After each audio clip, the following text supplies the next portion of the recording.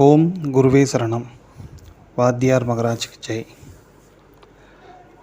இந்த கால ரகசியன்ற இந்த சேனல் மூலயமா நம்ம குருவர்களால் இந்த கிரகங்களோட மகத்துவங்கள், அதாவது பொதுவாகவே ஒரு கிரகங்கள்னால் அதோட நன்மை தீமை இதை தான் ஆராய்வாங்க. ஆனால் நம்ம குருவர்களால் அதோட நன்மைகளை மட்டும், அதோட பெருமைகள், அந்த நவகிரகாதிபதிகள் பண்ணக்கூடிய விசேஷங்கள் அதை மட்டும் நாம் சிந்தனைகளை எடுத்துக்குவோம். அதன்படி பார்த்தாச்சுன்னா இன்றைக்கி குருவர்களால் குரு பகவான் வியாழன் கிரகம் அதை பற்றி நம்ம பார்ப்போம். வியாழ பகவான் இந்த ராசி மண்டலத்தில் காலபுருஷ தத்துவப்படி நீங்கள் பார்த்துட்டிங்கன்னா, அதாவது தர்மம், கர்மம், காமம், மோட்சம்ட்டு சொல்லக்கூடிய நாலு விஷயங்கள் உண்டு இல்லையா. நம்ம இதை அந்த கேது பகவான் ஆரம்பிக்கும் போது அதிலிருந்தே நம்ம பார்த்துருப்போம். அந்த காலபுருஷ தத்துவப்படி அதில் காமராசின்ட்டு விளங்கக்கூடிய மிதுனத்தில் 3 பாதம் இருக்கும். அதுக்கப்புறம் மோட்ச ராசியாக விளங்கக்கூடிய கடகத்தில் ஒரு பாதம் இருக்கும். அதன்படி பஞ்சபூத தத்துவப்படி நீங்கள் பார்த்துட்டிங்கன்னா அந்த மிதுனம் காற்று ராசி, கடகம் நீர் ராசி, இந்த 2 ராசிலையும் சுவாமி இருப்பார். அதே மாதிரி தான் துலாத்துலேயும் காமராசியில் 3 பாதம், விசாகம் 3 பாதம், அண்டு நீர் ராசியில் மோட்ச ராசியில், மோட்ச ராசி மீன்ஸ் விருச்சிகம், அதில் விசாகம் ஒரு பாதம் இருக்கும். அதே போல் தான் காற்று ராசி கும்பத்தில் பார்த்துட்டிங்கன்னா காமராசி, காற்று ராசி, அந்த மண்டலம், அதாவது இதை பெரியவங்க வகுத்து வச்சுருக்காங்க, இது காலபுருஷ தத்துவம் அப்படின்ட்டு. ஸோ அந்த கும்பத்தில் நீங்கள் பார்த்துட்டிங்கன்னா சுவாமி அதே மாதிரி புரட்டாதி 3 பாதம், அண்டு மீனம் நீர் ராசி, மோட்ச ராசியில் ஒரு பாதம் இருப்பார். ஒரு அற்புதமான ஒரு விஷயத்தை நம்ம பெரியவங்க நமக்கு எடுத்து சொல்கிறாங்க. இந்த மாதிரியான காலபுருஷ தத்துவப்படி நீங்கள் எடுத்துட்டா ஒவ்வொரு கிரகங்களும் என்னென்ன காரியங்கள் பண்ணுறாங்க, என்னென்ன செய்கைகள் செய்கிறாங்க, என்னென்ன அனுகிரகங்கள் பண்ணுறாங்க, என்னென்ன குறிப்பால் உணர்த்துகிறாங்க அப்படின்ட்டு புரிஞ்சுட்டு நம்ம நடந்துட்டோன்னா அந்த கிரகத்தோட அனுகிரகம் பரிபூர்ணமாக கிடைக்கும். நம்ம தனியாக இதுக்காக போய் பிரீத்தி பண்ணுறது, பரிகாரம் பண்ணுறது அப்படின்ட்டு போய் அலைய வேண்டியதே இல்லை. இந்த கிரகங்கள்லாம், இந்த ராசி மண்டலங்களில் இதெல்லாம் ஸ்டேபிள்டு தான். நம்ம ஜாதகம், நம்ம சார்ட்டு தான், ஜாதக அட்டவணை தான் மாறிகிட்டே இருக்கும், கிரகங்கள் எங்கெங்கே இருக்கிறாங்க அப்படின்ட்டு. இது காலபுருஷ தத்துவன்றது ஒரு ஸ்டேபிளான ஒன்று.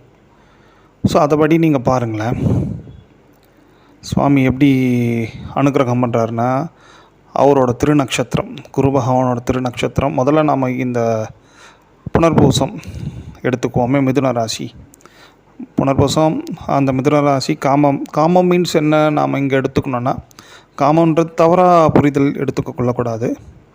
காமம் மீன்ஸ் ஆசை, செயல்கள், விரும்பி செயல்படுவது அப்படி எடுத்து. மோட்சம் மீன்ஸ் உங்களுக்கு எல்லாருக்கும் தெரிஞ்சது ஒரு பற்றற்ற நிலை, முடிவான நிலை. இங்கே இந்த வர்ணாசிரம தர்மம்ட்டு ஒன்றுங்க. இங்கே நல்லா யோசித்து பாருங்க. மனிதர்கள் வாழ்வதற்காக வகுத்து வச்ச ரிஷிகள், முனிவர்கள் வகுத்து வச்ச ஒரு விஷயம் இது. ஏதேனும் ஏற்றத்தாழ்வு கிடையாது. இந்த மனிதர்களுக்கு இதெல்லாம் கிடையாது, இந்த மனிதர்களுக்கு இதெல்லாம் உண்டு அப்படின்ட்டு பிரிவினையே இல்லை. மனிதர்களாக பிறந்த எல்லோருக்கும் பொதுவான ஒரு விஷயந்தான் இந்த வர்ணாசிரம தர்மம். அது என்ன பார்த்துட்டிங்கன்னா, ஒரு குறிப்பிட்ட பருவம், ஒரு 16லேருந்து 18 வரைக்கும் வச்சிங்களேன், முதல்ல பிரம்மச்சரியத்தில் ஆரம்பிப்பாங்க. அதாவது குருகுலம் பயில்றது இந்த மாதிரிலாம் இருக்கும். அதுக்கப்புறம் கிரகஸ்தம், அதாவது இல்லறத்துக்கு போகிறது, ஒரு துணையை தேடிண்டு. கிரகஸ்தம் மீன்ஸ் உங்களுக்கு தெரியும், இந்த மாதிரி பொருள் ஈட்டுறது, இல்லறத்தை முறையாக வழி நடத்துறது இப்படின்ட்டு இருக்கும் கிரகஸ்தம்.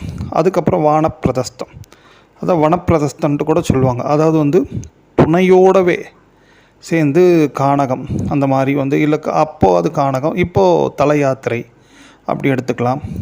ப்ளஸ் முயற்சி நிறைய தர்மம், தவம் இதெல்லாம் பண்ணுறது. எதுக்காகன்னா இந்த பிறவி பயனை அடைவதற்காக முயற்சி பண்ணுறது. அதாவது இல்லாலோடையும் சேர்ந்து தான் பண்ணுறது. அது கிட்டத்தட்ட அந்த காலத்துலலாம் இல்லாளோடையே சேர்ந்து தான் ரிஷிகள்லாம் தனியாக கானகத்தில் குடில் அமைச்சு இருந்திருக்காங்க, வனப்பிரதஸ்தம் அப்படின்ட்டு. அதுக்கப்புறம் நீங்கள் கடைசியாக பார்த்துட்டிங்கன்னா சந்நியாசம், இதுதான் முடிவானது. அது பிரம்மச்சரியத்தில் ஆரம்பித்து கிரகஸ்தத்துக்கு வந்து வனப்பிரதஸ்தம் போய் அதுக்கப்புறம் சந்நியாசம். ஓகே, ஃபைனலாக வந்து சந்நியாசம். இதில் நீங்கள் நல்லா பாருங்கள், இந்த எவ்வளோ ஒரு அற்புதமான தத்துவம் பாருங்களேன். இந்த காம ராசி ஒவ்வொரு இடத்துலையும், அதாவது வந்து மிதுனம் அண்டு துலாம் அண்டு கும்பம், இது மூணுமே வந்து காமராசி, காற்று ராசி இல்லையா. இதில் 3 பாதம் இருக்கும், குரு பகவானோட திருநக்ஷத்திர பாதங்கள். இந்த 3 பாதங்களையும் பார்த்துட்டிங்கன்னா முறையாக நம்ம பிறந்ததுலேருந்து ஒரு ஜீவன், ஒரு மனிதன் பிறந்ததுலேருந்து பிரம்மச்சரியம், கிரகஸ்தம், வனப்பிரதஸ்தம், இந்த 3மே வந்து ஆசை வயப்பட்டு தான் பண்ணுறது. வனப்பிரதஸ்தம் கூட ஆசையா அப்படி? ஆமாம், நம்ம ஒரு கோயில் போகிறோம், தல யாத்திரை போகிறோம், அதெல்லாம் ஒரு ஆசை தானே. ஒரு தவம் பண்ணுறோம், அதுவும் ஒரு ஆசை தானே. ஸோ அதெல்லாம் ஆசை வயப்பட்டு பண்ணக்கூடியது.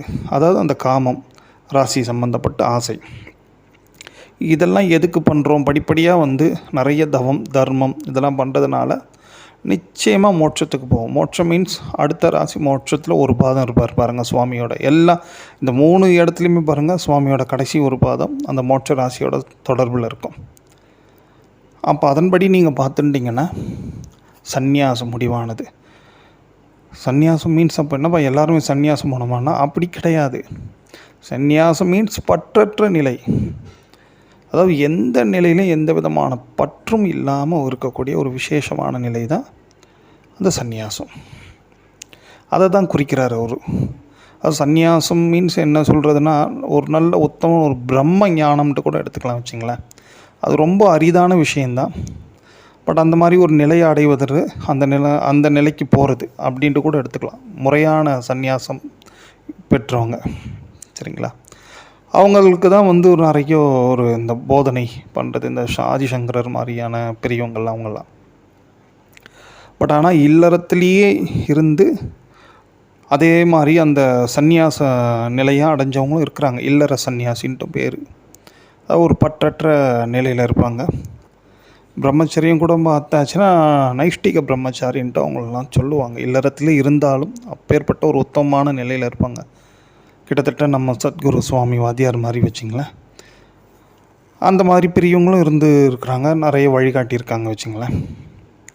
ஸோ இது என்ன இந்த காலபுருஷ தத்துவம் நமக்கு இந்த குரு பகவானோட விஷயம் உணர்த்துது அப்படி பார்த்தாச்சுன்னா, நம்ம வாழ்க்கையை என்ன நம்மளோட ஒவ்வொரு மத நம்பிக்கை, ஒவ்வொருத்தருக்கும் ஒரு மத நம்பிக்கை இருக்கும் இல்லையா, அந்த மத நம்பிக்கைப்படி அந்த சாஸ்திரப்படி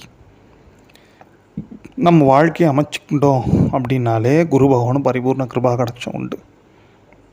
இந்த முறையாக இந்த பிரம்மச்சரியம், இந்த குழந்தைங்களை நல்லபடியாக படிக்க வைக்கிறது இப்போது அட் ப்ரெசண்ட், அப்புறம் ஒரு குறிப்பிட்ட அந்த கரெக்டான பருவத்தில் திருமணம், அதுக்கப்புறம் பார்த்துட்டிங்கன்னா அந்த திருமணத்துக்கு பிறகு உடனே வனப்பிரதஸ்தம் கிடையாது.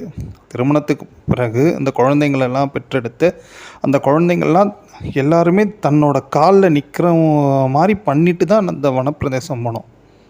அப்படி இது உடனே எல்லாம் அடுத்தடுத்து போயிட்டே இருக்கக்கூடாது. அதான் குறிப்பிட்ட வயசு வச்சுருப்பாங்க. இந்த 50க்கு மேலே வனப்பிரதேசம், 60-65க்கு மேலே சந்நியாசம். ஸோ அந்த மாதிரி இருக்கும் வச்சிங்களேன் அது. ஸோ இந்த மாதிரி முறைப்படி நம்ம வாழ்ந்தாலே இந்த குரு பகவானோட அனுகிரகம் கிடைச்சிருங்க. ரொம்ப எளிமையாக காலபுருஷ தத்துவமே நீங்கள் எடுத்துங்க, அதைப்படியே நீங்கள் பார்த்தாலே அதே மாதிரி ஆசை, அதுக்கப்புறம் மோட்சம். ஆசையில் வந்து நமக்கு எல்லாமே தெளிவடைஞ்சிடும். அதனால தான் வாத்தியார் மாதிரி பெரியவங்க எல்லாருமே என்ன சொல்கிறாங்க, இல்லறம் தான் ரொம்ப விசேஷமானது. இல்லறத்தில் இருந்து நம்ம அடையக்கூடிய ஒரு உத்தம உயர்நிலையே உத்தமமானதுன்றாங்க. அதுக்கு ஏன்னா அந்த இல்லறத்துலேருந்து நம்ம எல்லா பற்றையும் தெரிஞ்சுண்டு அந்த பற்றெல்லாம் விட முடியும், நல்லது கெட்டெல்லாம் தெரிஞ்சுண்டு.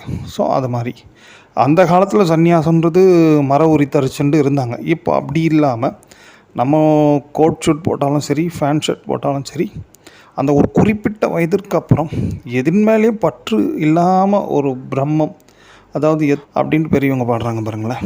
எந்த வேலை என்ன பண்ணிட்டு இருந்தாலும் அந்த பரபிரம்மம்னு சொல்லக்கூடிய இறைவனோட திருவடி நினைப்போடையே இருக்கிறது.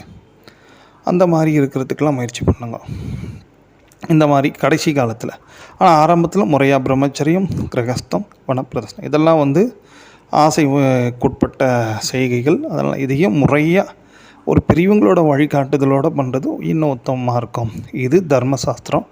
இந்த தர்மசாஸ்திரத்தை யாரெல்லாம் முறையாக இந்த தர்மசாஸ்திரன்ற ஒரு விஷயமே என்னென்னா, ஒரு மனிதர்கள் தாழ்த்தியோ ஒரு மனிதர்கள் உயர்த்தியோ கிடையாது. அவங்கவுங்க செய்கைகளால் எல்லாருமே உயர்ந்து வரணுன்றதுக்கு தான் இந்த மாதிரி சாஸ்திரங்கள்லாம் இருக்குது. அது எல்லோருமே புரிஞ்சுண்டு எல்லாருமே அதை பின்பற்றும் போது எல்லோருமே உயர்ந்து இறைநிலை அடையலாம்.